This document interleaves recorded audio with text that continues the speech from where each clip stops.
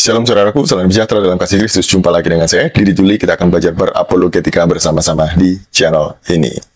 Puji Tuhan, akhirnya karena desakan dari kuasa hukum korban, yaitu saudara-saudara Kristen yang kemarin tempat ibadahnya dihancurkan oleh orang-orang yang ada di Padang, mereka yang intoleran itu, akhirnya 9 orang ditetapkan sebagai tersangka. Nah, ini ada proses di mana mereka antara gereja dan kuasa hukumnya berusaha untuk didamaikan. Jadi didamaikan oleh wali kota. Wali kotanya itu memediasi mereka supaya mereka damai. Damai sih damai, tapi hukum tetap harus berjalan seperti yang disampaikan dalam pertemuan di video berikut ini. Saya menghargai ada kamu di sini. Dan ini udah 2 kali Pak Prof. Ya. Yang menangani kasus di Baturan itu saya sendiri. Ya. Yang saya timpul bilang. Ya. Dan itu sudah diputus hukuman itu 7 bulan. Ya. Dan saya katakan saat hari ini, untuk ini mungkin kami menghargai dalam hal perdamaian. Kami memaafkan. Proses hukum tetap kita lanjutkan. Besok kami lakukan di Polda. Itu aja ini. Itu aja pada ini. Nanti proses administrasi untuk melakukan perusahaan tidak ada hak hukum tersebut. Karena kami juga butuh kalian untuk kepastian hukum. Setiap warga negara pasal 29 ayat 2 hak kami punya hak untuk bisa berbicara. Terima kasih Prof. Mohon maaf. Izin Prof. Kita melanjutkan saja Pak. Izin dulu. Saya menyampaikan diri saya Ketua Pemuda ini Sumatera. Kalau saya izin, sama kita sudah teman saya juga melakukan perkara juga yang sudah terlibat dalam hal ini dan di lokasi juga ada masa kita. Artinya bukan kita melakukan memportal, tapi kita hanya menetralisir dan ini adalah rasa solidaritas. Jadi gini Pak, kami tidak tahu komunikasi antara Bapak dan ini. Urusan nanti itu urusan kalian itu nanti di Polda dan begitu kita sudah ini segala macam itu dimiliki dalam undang-undang. Kita bebas menggunakan agama masing-masing.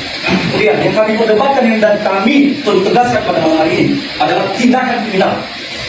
Satu, perusakan. Kedua adalah pengeroyokan dan pengancaman. Anak-anak itu korbannya ada Tuhan. Dan ini akan kami isu. Dan pada saat ini juga kami bukan tidak mau berdamai. Kami mau damai Pak. Kita orang yang damai di sini Pak. Kedua kali yang dibangun kami bersama-sama dengan beliau. Kami juga yang turun. Kita damai. Tapi apakah tindakan kriminal dilindungi Pak? Saya bertanya kepada Kapolsek dan Bapak Camat Informasi. Apa dilindungi Pak? Contohlah, kalau kami melakukan seperti itu, Bapak mau terima damai? Tentu tidak Pak. Yang oknumnya yang harus dihukum. Dan lebih jelas, ini malam ini kita membutuhkan sekolah Pak. Soal damai kita damai Pak. Kita tanda tangan sudah. Tidak apa-apa. Gagal. Oke. Ya, kami lanjut proses ke Polda Pak. Izin. daripada kita lama-lama itu Kami tidak menghargai Bapak di sini juga tapi oknum yang telah melakukan ini kami tidak terima Pak. Kami juga ada rasa Pak kalau itu. Tapi kami tidak melakukan tindakan Pak. Kami masih menunggu apa-apa. Kami masih menghormati Bapak-Bapak di sini. Izin Pak, terima kasih. Tambahan Pak, izin saya dari KMI Gerakan Anak Muda Kristen Indonesia yang DPC Kota Padang. Kami juga mendukung terkait dengan yang disampaikan oleh Pak Sekretaris DPC dan juga Ketua PP bahwasanya kami siap berdamai, tetapi dalam proses hukum tetap berjalan.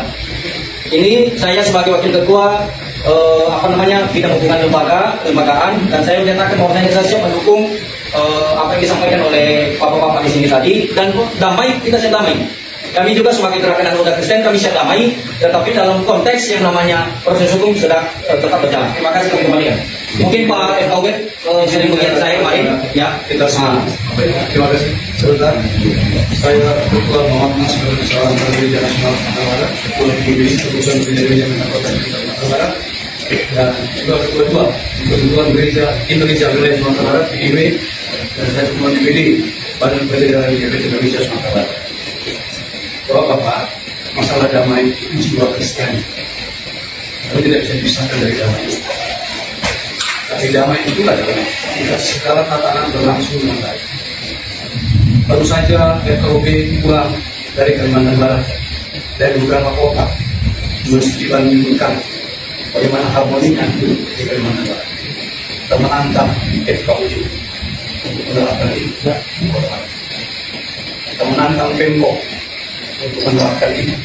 Apa yang disebut dalam setara itu sedang naik rating dan menurun intoleransi, naik intoleransinya dari 72. Investasinya kita hargai, kita banggakan bersama-sama. Ya teman-teman, kita harus tahu bahwa kita ini berada di negara hukum, ya, dan setiap warga negara Indonesia ya bebas beribadah sesuai dengan agama dan kepercayaannya masing-masing.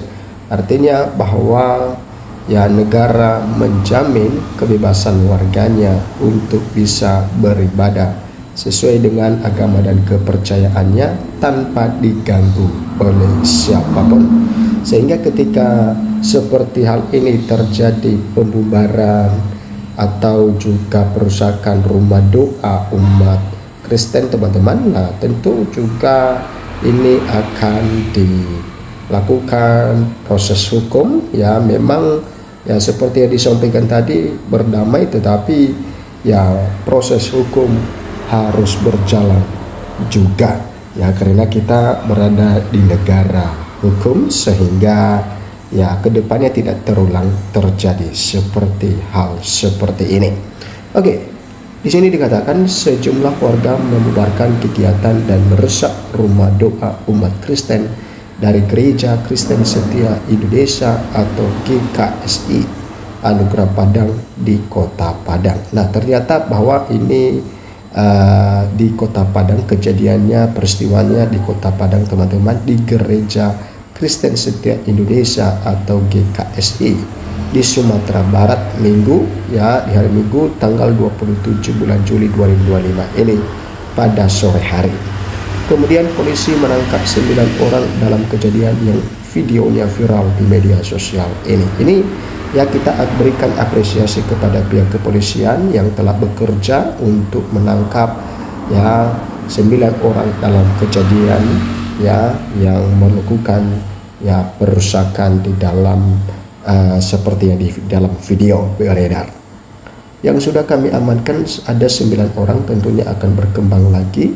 9 orang ini sesuai dengan video yang ada. Berdasarkan bukti-bukti kami amankan semua, kata Wakil Kepala Polda Sumbar Brigadir Jenderal Pon Solihin pada hari Minggu malam. Kemudian dari pantauan Kompas Senin 28 Juli 2025 dini hari, rumah doa itu telah bersih dari puing-puing benda yang rusak. Garis kuning polisi juga telah dibuka. Sebelumnya sejumlah tukang langsung membongkar dan membersihkan kaca-kaca pecah di jendela rumah doa tersebut ya pada Minggu malam. Saat itu lokasi masih dipasangi garis kuning polisi. Polisi juga turut bantu membersihkan puing-puing bekas perusakan seperti pecahan kaca jendela, pecahan cermin, dan kursi-kursi plastik yang juga rusak. Nah, kemudian memasuki Senin, puing-puing tersebut kemudian diangkut polisi dan garis kuning polisi juga dilepas. Solihin menyebut 9 orang yang teridentifikasi sebagai terduga pelaku pembubaran kegiatan dan perusakan rumah doa itu masih berstatus terperiksa. Ia pun memastikan polisi akan menindaklanjuti kasus ini. Minggu sore masa mendatangi dan membubarkan kegiatan jemaat Kristen GKSI Anugerah Padang di sebuah rumah doa di RT 002 RW 009 Kelurahan Padang Sarai, Kecamatan Koto Tangah. Masa yang marah kemudian merusak rumah doa seperti membongkar pagar, memecahkan kaca, dan menghancurkan kursi plastik. Dan rekaman video peristiwa itu beredar dan viral di media sosial, teman-teman. Salah satu video menunjukkan para pria sebagian membawa kayu berteriak-teriak memaksa jemaat keluar dari doa. Sembari itu mereka memecahkan kaca jendela dengan kayu, membongkar pagar, dan menghancurkan kursi plastik serta berbagai fasilitas lainnya. Nah, kemudian jemaat yang panik bergegas keluar dari rumah doa. Anak-anak pun menangis ketakutan. Setelah rumah doa kosong, warga semakin beringas merusak. Hancurin semua, kata seorang pria berteriak-teriak di video.